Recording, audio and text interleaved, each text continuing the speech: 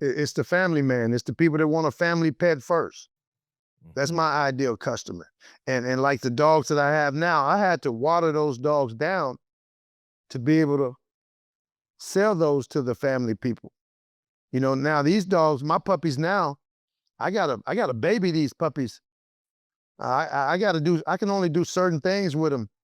I gotta take my time with them. I gotta let them mature, let them grow up. I'm their protector, you know, Mhm. but I gotta introduce things to them slowly versus my old bloodline. It didn't. And when they came out hot and ready at 8 weeks old, man, they was hot and ready. You know, Mm. uh, Yeah. they was. I'll give you an example to the difference in the dogs. So my old bloodline, they was fearless, working line little puppies. Okay, Mhm. if I took a 6 week old puppy and set him up behind me on a 10-foot building and walked off, that puppy's gonna jump down Really? because he's Wow. fearless. He's Yeah. fearless. So Yeah. so he's a danger to himself and don't even know it. But Mhm. he's just seen me walking away. He's jumping down because he don't know no better. I put one of these puppies, one of the dogs that I breed now, because like I say, I've bred a lot of that game out of them, a lot of that seriousness out of them. Uh, I put one of them up on that 10-foot building. He's gonna hunker down and look around. Man, he's wanting me to come back and get him. Mhm. My older puppies, by the time my puppies was 8 weeks old, Joe, I needed to have them separated in individual runs because if not, they're all fighting for dominancy. None of them wanted to be female or male. None of them wanted to be the inferior puppy. Wow. So Mhm. when two puppies start fighting, what happened is now the other five in the litter, they're gonna start coming whooping up on whoever getting beat up Mhm. because they establishing their position as well. Right. So when you got hot dogs like that, man, I had to separate them by 8 weeks. The puppies that I got now, most of the time I can let them stay together up to 12 weeks old and they cool with whatever pecking order they fall into. Yeah. Yeah. Yeah. I So I all I actually like that pecking order too. I like them to get that pecking order. well, Uh, everything is gonna do it, Joe. yeah. Everything, anything with that runs with, I mean, even us. We don't know it, but when we run with our group of friends, Yeah. shit, It's that's a pecking order. pecking order. Hey, Right. a lot of times too many alpha males can't run around each other. No, man. It'd be too much violence. It's well, and then somebody gotta take the back seat. Somebody That's got just not somebody what got to do it. alphas want to do. Right. See what I'm Right. saying? So Mhm. so when you got those type of dogs, man, uh, you have to put them in their place at an early age, and that's another problem with the sport dog trainers. They don't believe in disciplining these dogs at an early age because they feel like they're going to take the drive or take his spirit out. So Mm. now they're really letting them be unruly. They Mhm. have no discipline, and they're letting them mature, and then they're trying to put the discipline on them. That's why you get a lot of handler aggressive dogs. That's why you get a lot of handlers getting bit because Mhm. they didn't put they didn't establish their pecking order correctly with their dog as a young puppy. You Right. know what I'm saying? So so Mhm. so uh but the family, the 9 to 5 guy, man, those are my clientele. Most of those people, Joe, they don't they don't want to pay. I mean, paying $1,000 for a dog is to a lot of them is they don't want to do that, you know. Right. Right. So the dogs that I have, Joe, I make them what they are. They're not genetically, their genetics don't support what they are. I was going to ask you about that. It's in there because I Mhm. gotta leave a little bit of it in there, but it's my type and the way I train. I make it. Before they realize they ain't Superman. The average man won't be able to take whatever it is they put on you Right. before they realize that they ain't Superman. And then I'm honest with people, Joe, when I sell animals or dogs, Mm. I know that certain dogs, this dog ain't gonna be the dog that you want to walk down a dark alley with. Right. So I'm not gonna sell you this dog. But this dog will be the dog that if somebody comes to your door, he's gonna let you know. Mm-hmm. You know, so I'm honest about how I market my product, and I wouldn't sell nobody nothing that wouldn't fit what they want. You turn the TV on if you want. So it's just too much dishonesty, man, in this dog world, man. Mm-hmm. And let's take the protection stuff out of it. Even with just selling puppies, man.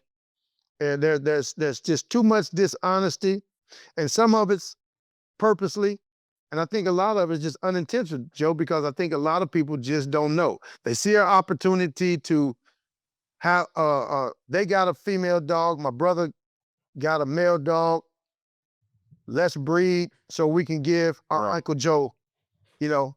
So Yeah, especially if it's a popular dog. yeah, popular dog, man. Corso, everybody breed.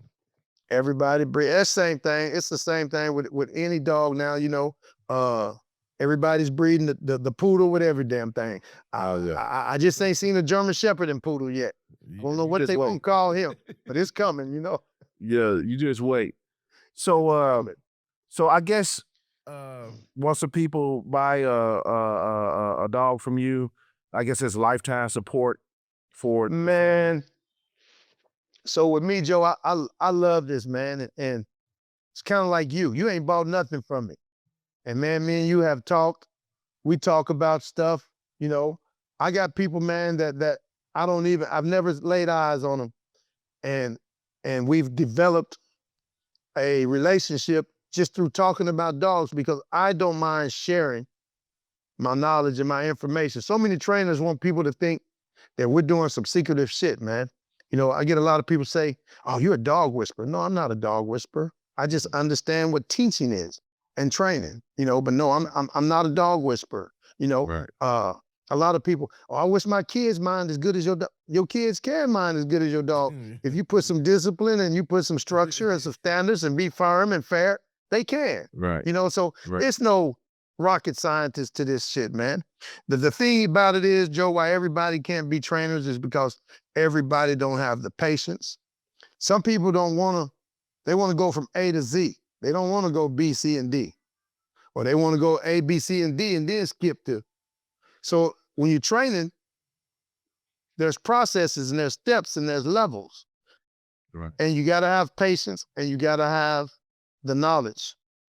You know, everybody can be teachers. So it's nothing that we're doing special out here, man. But most trainers want to try to act like, you know, this is my method, this is my theory. Man, it's just a theory and a method that somebody has applied and it works, but it don't belong to nobody. You know what I'm saying? Because somebody was doing it before you put, like the Kohler method. Hell, somebody did it before he put a method to it. Yeah. You know what I'm saying? But he just wrote the book. That's right. You see what I'm saying? So right. it's like that, man. It's just whoever, you know, whoever want to put the literature out there, they can establish something because they put it out there and put their name on it. But man, none of this shit belong to nobody. When I first discovered you, yeah, it is. When I first discovered you, man, you had one of the coldest video I ever saw. Which was that? There's the one, Backyard Breeder. Backyard Breeder. Man, you know when I made that video, Joe, that was the first video I ever made, and man, It was? Yeah, that was the first video I made, man. That's when got me started. And I didn't know nothing. One of my buddies told me, he said, "Man, you got a video with down there over 1 million views." Yeah. Because when I put that page up, man, I didn't put it up for no monetary reasons. I put that up to just for awareness.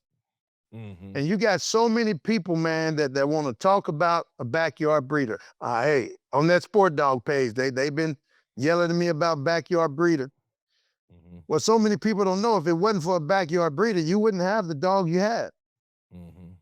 It was a backyard breeder is why you got the dog that you have. And then again, we got to look at the word literally and figuratively. You know, that's right. Hell, if your kennel's in the back of your yard, you a backyard breeder. Yeah, everybody backyard breeder. Everybody it ain't a backyard breeder. It ain't a very good put down, is it? No.